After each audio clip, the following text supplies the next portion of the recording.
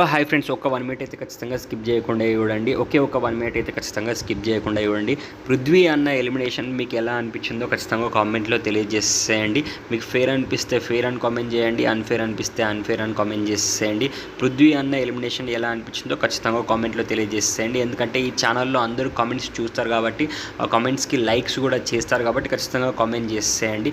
And big boss మనకు ఇంకొక 1 week to 10 డేస్లో అయిపోతుంది కాబట్టి ఖచ్చితంగా మీరందరూ ఫైనల్ విన్నర్ ఎవరో కామెంట్స్లో తెలియజేసేయండి. ఎందుకంటే ఈ ఛానల్లో కామెంట్స్ చాలామంది చూస్తున్నారు, కొన్ని వేల మంది ఈ ఛానల్లో కామెంట్స్ చూస్తున్నారు కాబట్టి ఖచ్చితంగా మీరందరూ ఫైనల్ విన్నర్ ఎవరు అనుకుంటున్నారో గ్యారెంటీగా కామెంట్లో తెలియజేస్తారు అని నేనైతే ఆశిస్తున్నాను.